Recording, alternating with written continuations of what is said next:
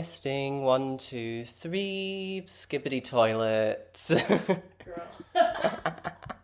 Hello and welcome to the Painted Podcast. My name is Marie St. Sandy. I am the curator, the art mistress, the master, if you will. And I'm joined this episode by our very, very special guest, Hugh Jorgon. Hi. So I like to let the guests sort of introduce themselves. I've completely nicked that technique from this queen in Manchester called Penelope. Shout out, everybody listen to Safe House podcast. I've been on it. So yes, if you just tell us your name, where you're from and or based, your pronouns and what it is that you do. So I am Hugh Jorgon, or Sasha out of drag. Or Sasha, if you're nasty. I am based in Edinburgh currently, and I'm a drag king. I like to think of myself as the personification of toxic masculinity a lot of the time, but I'm slowly easing myself out of that. I'm embracing my femininity a bit more lately. Nice. Would you say that like your drag is taking like a more androgynous form then in that case? Definitely. I think I used to be very strict with myself about how I portrayed Hugh. I was like, he has to be this gritty, disgusting man that you like would not want to come across on the street. Like that's the basis for a lot of my characters that I do. They start off with the toxicity and I build them from there. Yeah. So where do your like references then come from? Obviously, we're talking a lot about toxic masculinity, and I suppose there's probably an element of making fun of that toxic masculinity. Absolutely. I think it's really, really funny to make fun of toxic masculinity. Yeah. One of my favorite references was my creep number. If anybody's seen my creep number, it's a flasher character that I do to Creep by Radiohead, and I insert like sniffing sounds. I go up and sniff the audience. It's so much fun to do. I really love like audience interaction when I'm doing drag. But the creeper number actually came from this is a very niche reference, but The Lonely Island, they did a song called Creep with Nicki Minaj. Right. I don't know if I'm familiar with that. Oh my goodness. This was very like, it might have been like 2012 or something. And Nicki Minaj did this song with The Lonely Island. And it was just about like being born a creepy person, like trenchcoat pervert vibes. And I was thinking about how I could make that into a performance. But I just didn't think it would work. Like the song, if you hear it, like it doesn't really lend itself well to lip syncs and performance, like in that sense.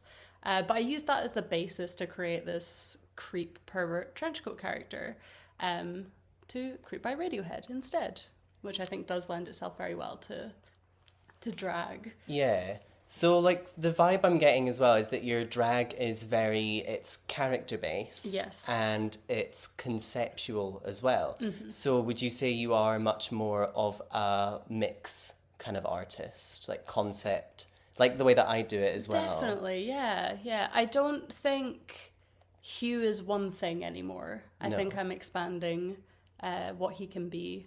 I've been doing drag for 2 years now. And when I first started, I would get help with my mixes, which was really, really helpful in the beginning. It helped me push the start of like my career and my character. But I do regret a little bit not taking more action earlier on with my drag and like helping define my own brand, rather than sort of leaving it to someone else to do. Shout out Niall, thank you for helping me. I think like when you start out, it is very, very intimidating because you are really experimenting within, the first even 3-4 years. Yeah. I certainly found like I did not have my drag identity until 2021, which was the Squiggle, and I'd been doing drag since 2016. Yeah. And what you end up with is like I think most queens have it, and most kings, most artists, it's that we all have this really, really rough beginning patch, you know, where You have to. yeah, like where we just don't know who the fuck we are or Yeah. what we're doing. But so much of that, I think, comes from internal work that you do on yourself. Definitely. The more that I have like explored my gender identity, I think it's helped bring out my drag character more. Because when I first started drag, I would have just sort of considered myself a woman. But since lockdown and things, I've been questioning that a lot more. I don't think that necessarily defines who I am. I think I might be gender fluid. And to begin with, Hugh was this way for me to express my masculinity in a way that I hadn't before. And I think it's really good like building blocks to exploring your gender identity. A lot of people find that doing drag helps them come out as trans or non-binary. It's a really, really good stepping stone into that world. It is, yeah, because I think I was very much in a similar boat. I just considered myself to be a boy, and I started doing drag, and it was, yeah, again, it was to allow me to express my femininity, but also to channel my feminine icons. Everybody I've looked up to in my life has been a woman. I think I hate men. I just like I've always hated them. When I was a kid, I used to shout at men. I used to tell them to go away. Hell yeah. So it's always been there. You've been with it from the beginning. Oh, ever Respect. since I was like, no, you smell, you're dirty.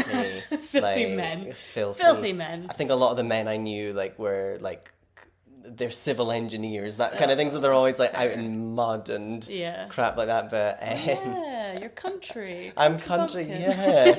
Yeah, from the good old Highlands. I escaped. I also escaped well, not quite the Highlands. I escaped the Elgin. Elgin, yes. Helgin, some say. Elgin. But now, I don't mean to roast Elgin at all. Love where I'm from. But when I was growing up, it was not as accepting as it is now. I know a friend who people suspected that she was a lesbian, and they were all uncomfortable like changing around her in the fitting rooms. So obviously, a little closeted me was not going to be like, I'm here. I'm here. I'm queer. Get used to it. Well, my older brother lives in Elgin as well, and he's also gay. It runs in the family. It runs in the family. Yeah. He's technically my half brother. So he's a good bit. He's like 11 years older than I am, and he came out in, I think it was 2003, 2004. Can you imagine coming out? Terrible. Terrible. You know, and then you hear people, they get very comfortable with their language. They like to say things like, oh, where's the poof? Like that kind of thing. Yeah. Oh my You God. know? Do you know how hard it was for me to break the C word for Chinese, like out of Elgin? My God. It's horrible. It's so bad up there. It's so terrible. But I have to say Elgin is changing. It's making some really positive strides. They had a pride. They had an Elgin Pride. Did they? A few years ago, yeah. I don't know if they've done it every year or not, but they did have one a few years ago. Because there was something about Nairn. There was something... did they have a pride? I don't know. I feel like they... Oh, actually, no. Or was it somebody from Nairn was doing something to do with Elgin Pride? I don't know. But I remember thinking, I was like, oh my God, I'd love to go and do something up north, you know, where I'm from, revisit the roots. I would really, really love to perform at Pride in Elgin. I found out about it because one of my friends, younger sisters, is a trans girl, and she was the first trans person that I knew about and heard about. And her mum did a speech at the Elgin Pride. Oh. I think it's like a 5 or 10 minute long video, and I watched it on my way home from work one day.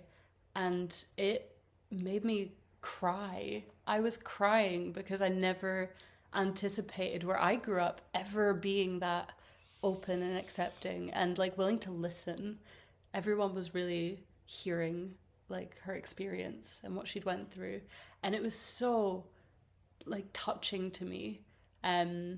I cried on the streets of Leith. I was crying watching this fucking video.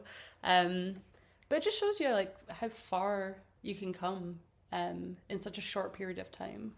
Yeah, and I will say, like, obviously with the Highlands, they are really, like, they are working on it. They are. It They're does, trying. yeah, it does have its faults. I mean, there aren't really any particular queer spaces up there. There aren't really, I know there are a few drag queens up there. Yes, yeah.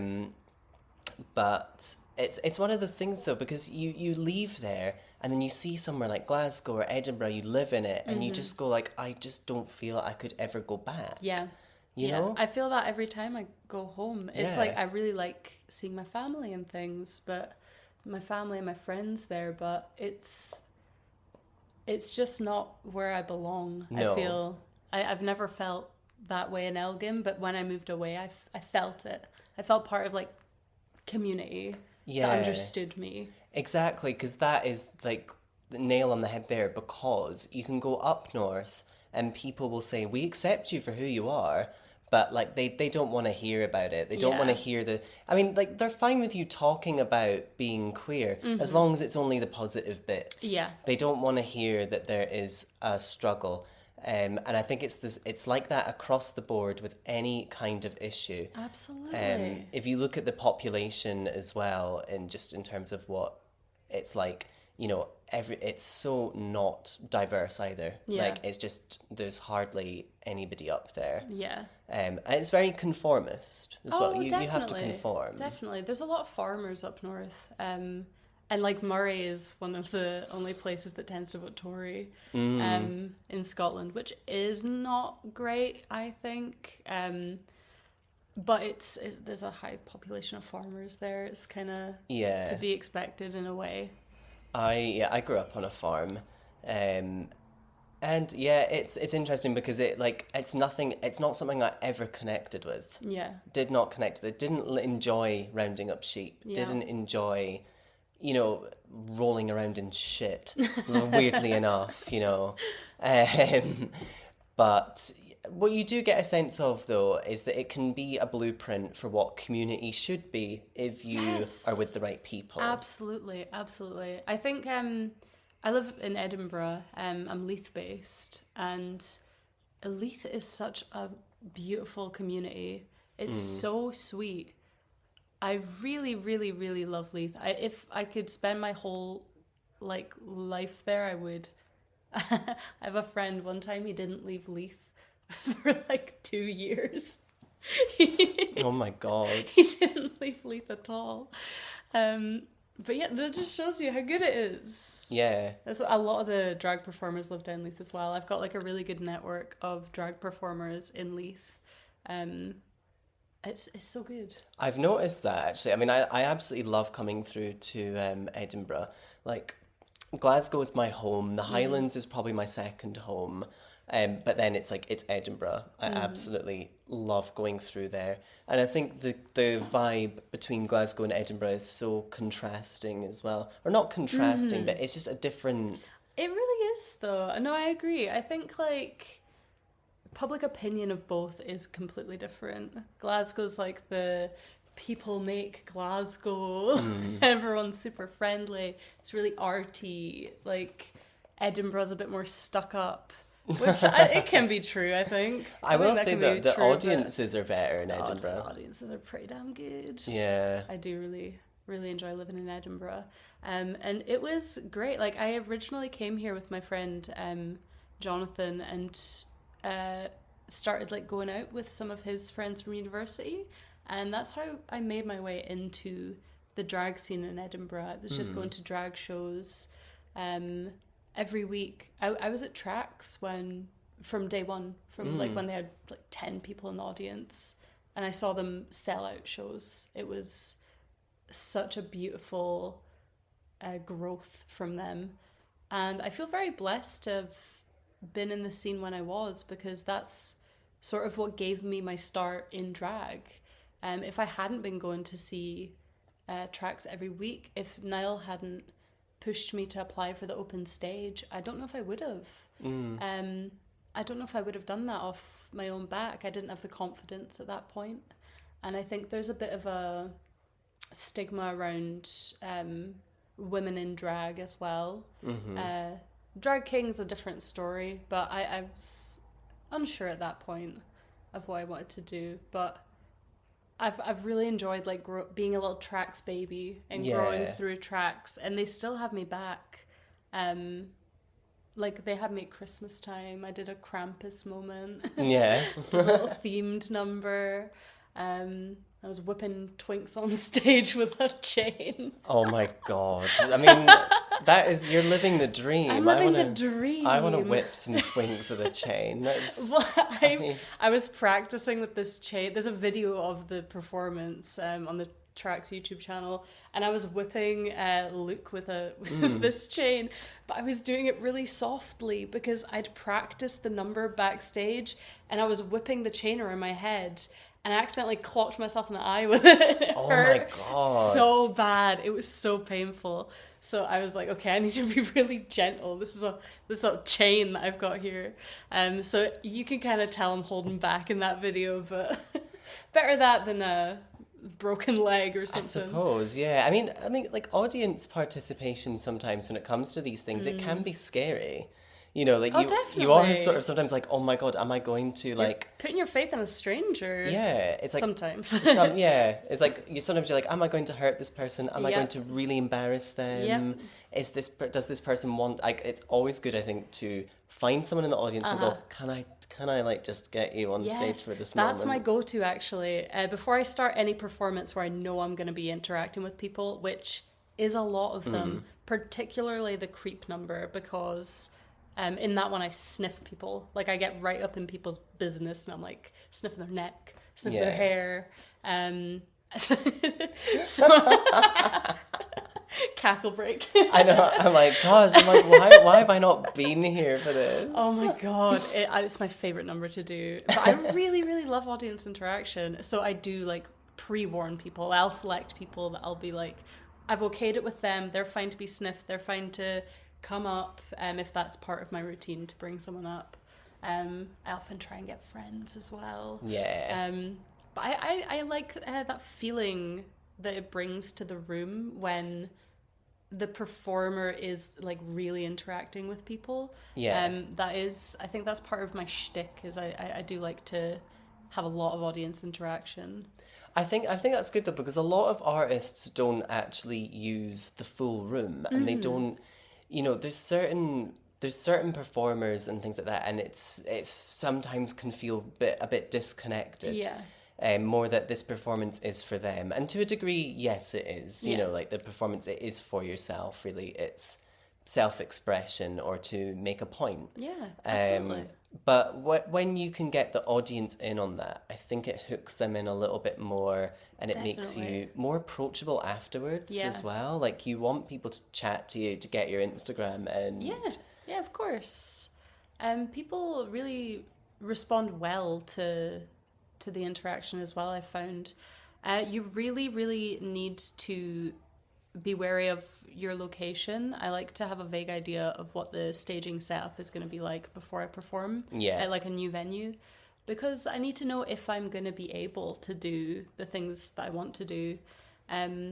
With the creep number, when I first did that one, it was at a candy store, and that's like a seated plan. Yeah, you know the one. So I could properly like be very intimate with the audience during that, and I did like pre-warn them and everything, but that was nice and intimate. And then I got booked for Tracks, and I was like, God, I really enjoyed doing that number. I'd really like to do that one again, but I just don't know if I can at Tracks. But it just took a bit of tweaking how I would do it. Instead of like walking into the crowd, I used the people that were right at the front. Yeah, you've got that kind of that crescent. Yeah, that little circle of people. They're right there, right? You can use them. They're props for you, as long as you ask first. I made sure to get Lucy to say on the mic, like, oh, is it okay if, raise your hand if it's okay if Hugh can interact with you and sniff you. And everybody raised their hand. People were like pushing to get to the front. It was crazy. I was not expecting that reception at all. And then like afterwards, people were chanting my name. I've never felt better. But That's why you do drag, to get that feeling, to get the room Yeah. involved. Oh, it was so good. just to get that rush out of it as Yeah. well. It's so good. And tracks as well, as an audience, are one of the best trained audiences I've ever really come are. across. Like, They really are. They hammer that message in every week. Don't touch Yeah. the performers unless you're unless you're invited invited to. to. Don't touch each other. Don't walk on stage. Don't chat when you're not wanted. Like they know how to train them, and they're Yeah. good at it. I think the audience is really good at tracks. They're so good. I remember when I first did tracks, I was terrified. Like, I'd never done it before, and Yeah. I remember being like, oh my god, they actually really like what I'm doing, because Glasgow audiences, I won't lie, like, I don't mean this in a disrespectful way, they can, depending on the venue, they can be very, very, like, stale. It's Yeah. almost as though, and it makes you feel like you've intruded. Yeah. You know, that this show is an intrusion to their drinking time. Whereas, like, you know, tracks, it is very purposeful. Oh, People are there yes. to see the show. That's the word, purposeful. It's there for the drag. You're going there to stand by a stage and watch people perform for you. Like, Yeah. it's not, I mean, it is also a bar, but it's not like a sit down bar. No. So it's a completely different vibe. It's almost got like a concert-y kind of vibe, I always feel. I Just think 'cause so too. yeah. It's I've had many a good nights at tracks. Actually, and Dundee is really good as well. Like, I did bingo wigs. It was Yeah. amazing. I really, really, really loved doing bingo wigs. When you did bingo wigs, did you get absolutely fucking hammered? Because I did. Yeah. Yes. I got steaming. It was great. I know. I mean, the next day it wasn't great because I booked a hotel, and and then I woke up the next morning and I still felt drunk, and I was like, "Oh, I'm fine, I'm fine." And then when I was getting on the train home, it hit, and I was like, "Oh my lord!" I was like, "What? What have I done?" I was like, I was on a bus home. "Oh It was no!" terrible. I was To so drunk Edinburgh on this as bus. well. Yeah. Bus to Edinburgh. It was awful. But it was a very nice time at bingo wigs, though. Yeah. It was very funny. Yeah, no, Dundee is another good crowd. It's like a really nice like community. It's a spirit. community. There's such a beautiful spirit around that show in particular. I like Cirque du Corset as well. I've been meaning to reach out to see if they'll take me. I think they would. They said they would. Yeah. But I've been meaning to just like go for it and do it. I could maybe even do my clown number that I was coming up with. There we go. Yeah, we've Get got it ready for Cirque du Corset. yeah. I've got so there's a exclusive. Oh, You heard it here first. You heard it here first. I have plans in the making. So if we circle it back now to Hugh, you view Hugh? My Hugh? god, you view Hugh? Do you view Hugh? Do you view Hugh as a kind of separate character or a creative extension of yourself, or like a bit of both? I do present as quite femme. I like using Hugh to explore androgyny as well. Like you'll see with this look in particular. Oh, I'm obsessed. If you haven't already, you can If check you out the haven't look already. on Instagram at Marie Saint Sandy. I'll likely have you as a collab post as well. Slay. Also check on Hugh_Jorgon. Yes. I also have been doing photography as... so far, I tend to focus on drag kings because I really like to be there for the preservation of that sort of art form. There's this really great drag king archive. You can find it on Instagram, literally just looking up drag king archive. If you have any photos or videos of drag kings that you've got, send it in and they'll archive it. I think, yeah, and I think We'll that's archive it for important you. as well because a lot of the time, like I think drag king content or whatever, or drag kings in general, aren't as well documented. Definitely not. Um, Definitely not. Because I was researching actually, I was doing like research on queer history for a presentation, um, and actually one of the things I found, it was about the Stonewall riots, that one of the main kind of, I suppose, instigators, one of the people that riled up the crowd was actually someone who worked as a drag king. It was oh, what was her name? It was Storm de la Vie. I'm probably Yeah, butchering the yeah. pronunciation, but like hugely, hugely influential Super person. impactful. Yeah. And I mean, lesbians were always there for the gay men during the HIV crisis That's as well. another thing as well, yeah. It's always been there and just not as maybe spoken about and shouted about as drag queens or gay men. I think that I feel that the documentation and preservation of that art is just not the same. No. The levels of it and the quantities of it. So it was actually fellow drag king Labia Minora that set this up. He runs it. Great performer. Check him out. I think that it's important to document. So I've been doing the photography for Bro Code it used to be every month. It's now every other month. And it's so much fun. I just get to sit and watch drag and take photos of drag and get paid for it. I mean, that is the dream That's as the dream. well. That's the dream. Yeah. I couldn't have asked for any better life than I've got, I think. Yeah. Yeah, and do you find as well that you've got, like, obviously, because you interact a lot more with drag kings and stuff, you know, a really great sense of community there as well? There is definitely a great sense of community through the drag kings. We've got a little group chat that we can post about our shows that we're performing at. I find that I became a drag king a little different to how other people become a drag king. Right. A lot of people go through Shut Up and King, which is Dorian T. Fisk's organization that he runs. And I was obviously a tracks baby, so I grew from going to see like a million shows. I was more raised by these drag queens rather than in the drag king setting. But I think that his like workshops are very helpful. I've seen a lot of people who have really, really, really benefited from them.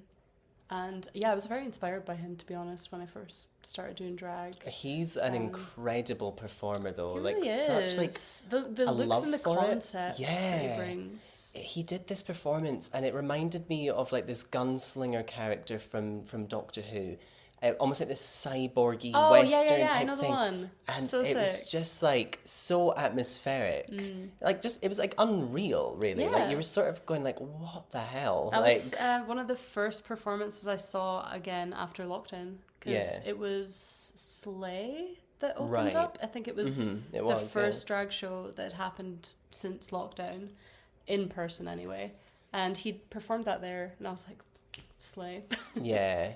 Like, I will say, like, the drag kings that we have in Scotland, I would argue are, like, among some of the most talented people in the scene, because there's such a commitment to concept, huge commitment to concept, character development, Yeah.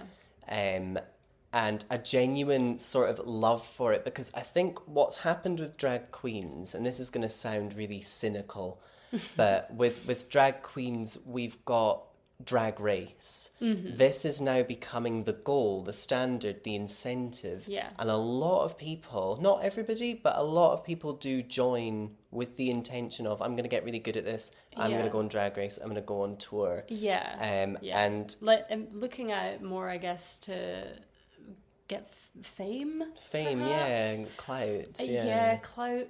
I think that that's true. I do think there's a lot of that when it comes to drag queens. And I'll be honest, half of you aren't going to get onto Drag Race. What the fuck are you talking about? I don't think anybody So from many Scottish gay men Drag... think they'll get onto Drag Race. No, you're not. No, they are not going to do it. It's... I don't know. They might. They might get a couple people. I think maybe a couple Yeah. people. But I could probably... As long as they win, I don't care. As long as they win, yeah. As long as the Scottish people win, that's all I care about. Yeah. I mean, it worked well for us last time. It did. So... I think that's why they're not putting us on, because they know we'll just win it every time. We'll just win again, we'll yeah. just keep winning. Scottish people don't lose. I think, like, well, Scotland as well as a scene, I mean, it is really underrepresented. But I know that, like, across the UK, it's like the people from other scenes, they do really like what we do. They do, yeah. Like, I've done Manchester a few times, and the Manchester girls, like... Love Manchester. I love Manchester as well. And they're always very complimentary of Scottish drag. They are. They're always like, the Scottish girls just, like, bring it. Yeah. But somebody else as well said to me, it was the Highland queens, or Teuchter kind of queens, they really bring it as well. Oh, yeah. And, and I think... It's because when you're in the Highlands and you're doing drag, you want to be doing drag. Yes. If you're in the city and doing drag, that's just Tuesday. Yeah. If you're in the Highlands and doing it, you really want to be doing that art form, and you're like fighting against the odds to be doing that art form. You know what I mean? Yeah. I think... It's a whole different ball game. So I think people take a lot more pride in their art when they're from somewhere that's a bit smaller. Yeah, I think it's as well, it's because you've got a much bigger awareness of how far you have come as a queer person. Yes, yeah. The Highlands it's not the best environment to explore queer identity and explore different things as well. I mean, it's like, for example, if I were to go onto Grindr up north, everybody's got blank profiles. Scary. I'm so glad I don't need to navigate Grindr. Stop. It sounds horrible. I absolutely hate it. It's so bad. I'll stick to getting ghosted on her. Her sucks. I hate that app. I mean, I'm assuming there's maybe a little bit more emotional kind of things. That like, I mean, with like gay men, gay men, it's kind of just like, no, I'll leave my door unlocked and I'll put my head under a blanket. Yeah. Literally, it's like there are no emotions here, like nothing. We don't know each other's names. We don't care anything about each other. It's just get on your knees right now. I don't care. With lesbians, it's like, we'll get married tomorrow. We'll have a spring wedding. Spring wedding. Already planning out our wedding dresses. Oh my god, someone needs to like study the attachment theory. Oh, I bet they have. The differences. I feel like they have. It's got to have happened. So, circling back again to your drag career, where do you want your drag to go? What is there a goal? I mean, the goal for me is to just have fun with it. As long as I'm still having fun with it, and I'm still feeling creative, and I'm not feeling burnt out and pushing myself too far, I'm happy. Yeah. I'm not, like, my end goal isn't to get on Drag Race or Dragula. Like, that's not for me. That's not where I see myself. I see myself staying in Edinburgh, still picking up my gigs here and there, having fun, and going and seeing people's show, like, seeing drag. Yeah. Embracing it, like, just sticking into the culture. I don't want to lose the culture of it. I don't want to... I've been, like, a bit depressed the past few months, and I've not been going out and seeing as many drag shows, which is why working at Brokewood is good, because when you're getting paid for it, you got to be there. Yeah. But because I've not been seeing as many shows, like, I feel like that takes an impact on my mental health as well. So getting out, seeing shows, being happy, being stupid, being silly. That's all I see for myself. I know, and I think when you realize that, because it took me years to realize that as well, that like, you know, that I don't know, I had like this kind of moment of realization last year where I was like, I really don't want to climb to the top of this anymore. Yeah. And it is so liberating. Yeah. Because then it means that you can just throw everything at the wall and then it quite makes you often happy. Do what you want. Yeah. You know? But as a result, people are so much more receptive to Yeah. what you're doing, and what you're doing becomes a lot more informed from a place of your own values and what you Yes. want. Generally makes you so much happier rather than trying to make something appealing or accessible Yes, that's a great point, because when I first started drag, that's what I was trying to do. I was trying to make things that I knew would get reactions from the audience, especially the trans audience. I'd studied that for a long time. I'd been going for many years. You were at the University of Tracks, doctorate, pen and paper out, taking notes. I was like, I was like studying that. I was like, people will scream at this. This is what people will scream at. But then I stopped caring so much about what people would scream at and get a reaction from, and I started refining the characters more that I was portraying, and I was doing a full character and not caring about the reaction, and the reaction is always so much better. Yeah. And it's like, it's really difficult to get to that place to take that leap of faith as well. It's like, you get so worked up over even song choice. I had a queen do my visual show, and she said to me, she's like, I really, really want to do this song, but nobody has heard it.